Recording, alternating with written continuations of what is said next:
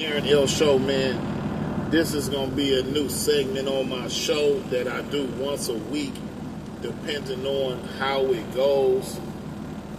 But this segment is gonna be called Story Time, and I'm going to be talking about a lot of situations I done dealt with throughout my life.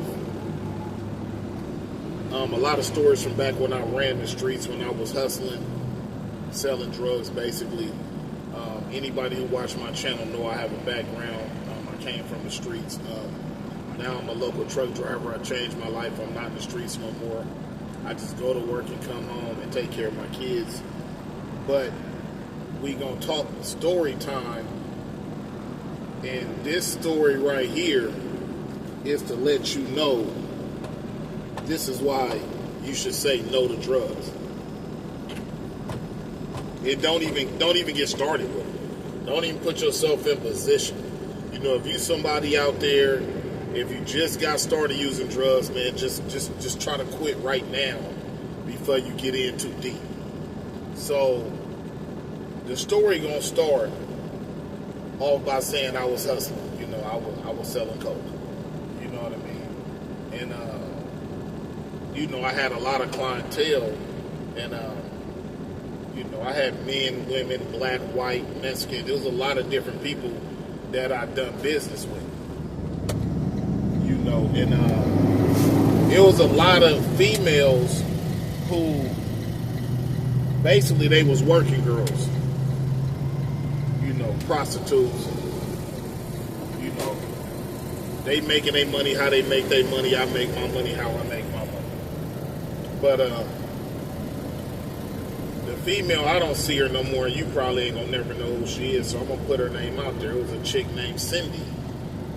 And you know, Cindy, I've been knowing her for years. She come by, you know, spend her $5, $10, you know, spend 20, you know, sometimes, you know, when they you know, when a female is with a dude that's spending some money for her time, you know, and women in the game, they know they'll call them tricks, a date. It's several names for what women call Johns. You know, there's several names that women call men that come and spend their money for sexual favors. So one day, Cindy called me, and she trying to spend a little more than usual, which I didn't think nothing of it because the game is hit and miss. You know, sometimes they got 100, sometimes they got $8. That's how the game go. You know what I mean? But this time, I think Cindy came and she said she got 60. I was like, oh, okay. You know, so, you know, we met up, we did what we do, and she told me she was with her, she was with a date. I'm like, oh, okay. When she said that, I already knew what she was talking about. You know what I mean? She handling her business. So she spin off, and she gone probably about an hour and a half. She called me back. Let me get 60 again. You know. And then right while she at my window spending the 60, a dude come walking up. He bounced out the car she got out of. And he come walking up to the window. And you know, and he say, hey man, you gave me 3 for the 60 last time. I gave him 3 dubs for the 60. He say, well man, look, if I put 40 more with it, let me get 6 for the 100. You know, and this dude, he dressed nice. You know what I mean? Haircut, sharp, everything. You know, if I wasn't seeing him with Cindy right then and there, I wouldn't have knew he got high. You know what I mean? So, but we gonna call this dude Larry. You know, he ended up being my partner too. I ain't gonna lie, he ended up being my folks. So, I say him and Cindy, they did that 60, came back, did that $1, got the 6 for the 100, and they came back and spent a few more dollars. Let's say he did about $250 that last time, and then I say a week and a half went by, maybe even 2 weeks, and maybe 3 weeks, and he was with Cindy again on the weekend. You know, he becoming one of her regulars, and when he with her, he want to come to me because I guess he liked the product I had the last time we did business. So this time we more on a formal basis. Hey, what's up with you, big dog? He already met me. You know, he started out trying to get the 6 for the 100 jug. But I think what he was trying to do is he was trying to get to the point where he got the line. You know, he liked to dealing with Cindy, and you know, he's still gonna deal with Cindy, but he don't want to have to come find Cindy every time he trying to get him something. You know what I mean? Sometimes he just probably want to pull up on his own. So when he came to the car and said, hey man, let me I guess when Cindy called me and I pulled up, he jumped out the car and told Cindy probably, hey, sit tight. He remembered me from last time. He gonna do business with me. So she just sat tight, and he came to the window, hey, big dog, let me do that 6 for 100 again. I'm like, okay, you know what I'm saying? And I'm looking at him like, you know, this nigga be spinning. You know what I'm saying? So, but, you know, he dressed real nice, though, every time I see a dude dressed nice. So, long story short, but this time he pulled out about 6, 7, 800. You know, because I think that he kind of felt like he don't want to make himself look like he just on some dope fiend shit. So he like, man, he pulled out that knot to just kind of like show like, man, look, I'm just enjoying myself. You know, I ain't just smoked out. You know what I'm saying? It's just something I like doing. Now, this is where the story started to change at, because this is why you shouldn't touch dope. So now I told you, Cindy brought him to me. He spent the 60 in the beginning. Gave her a 60 the second time, then he came to the car and put 40 with it and got 6 for the 100. Then the third time I did business with him, he came to the car himself, spent the 100 and got 6 for the 100, and asked for my number. Now, mind you, I done served him about 3 times now, so in my mind, he good money. He came with Cindy. I've been knowing Cindy for years. She always been good business. So I slide in the line. Now, I mean, this dude do business for a while, man. We do business for a while. You know, he come pulling up, man, at least 2, 3, 4 years, man. We did business for a while, man. I had a real good run before they called me. And I had some years run before I met him. But, I ain't gonna say it happened fast, but when I got to know him better, cause now he coming and we chopping it up. You know, he was a cool cat player. My partner, we ended up being friends on social media, man, talking about our family, and he ended up being in the trucking industry himself. I wasn't in the trucking industry like I am now, like a company driver. I had just got my feet wet with my first little job, and I was still hustling on the side. But hustling was my main thing, working wasn't. But, you know, he told me, man, you know, I own trucks, man.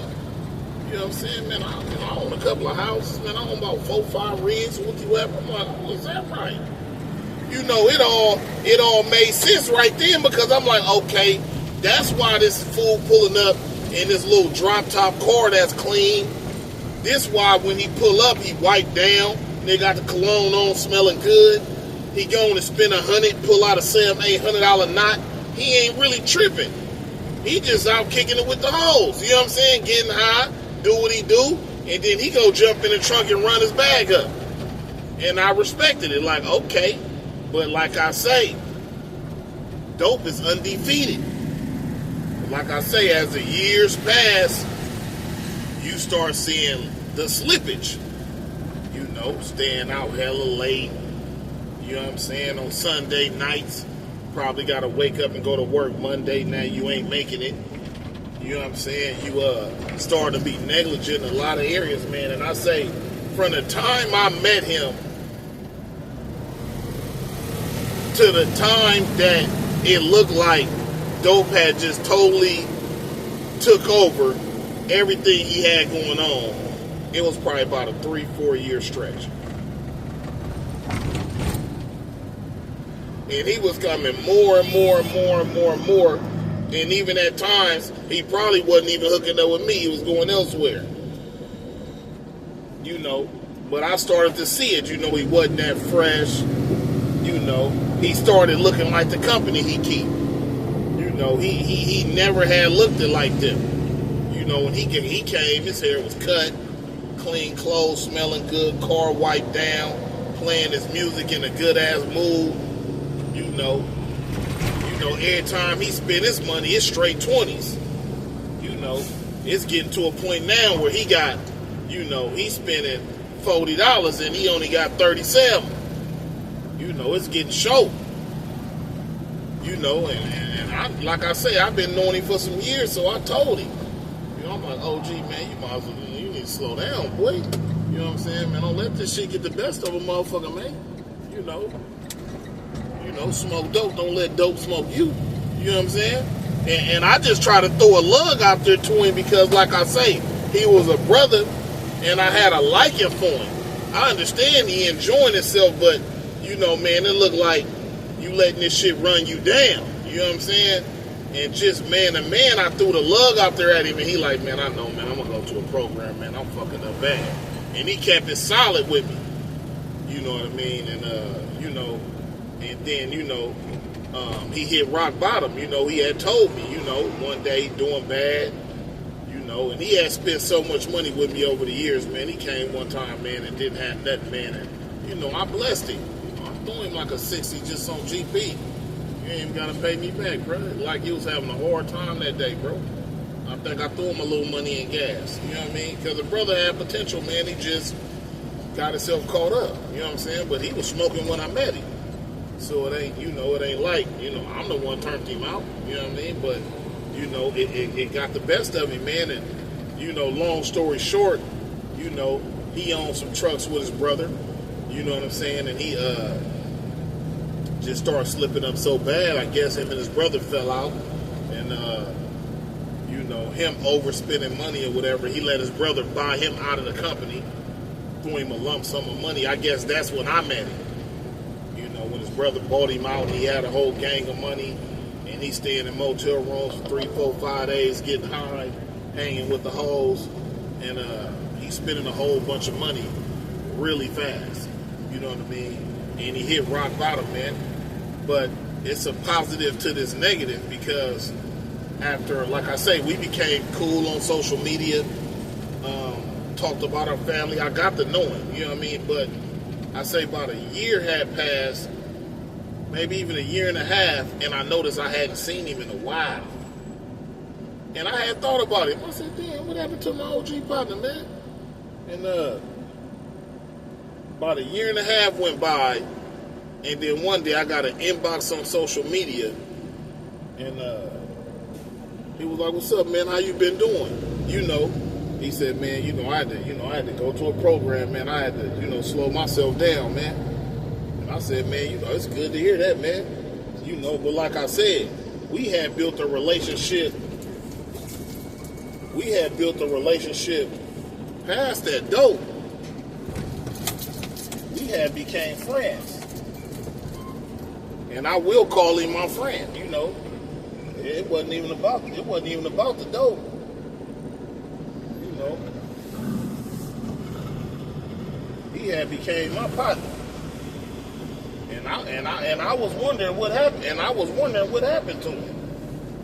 And you know, he went to a program and, you know, got his license back straight and got him a company job.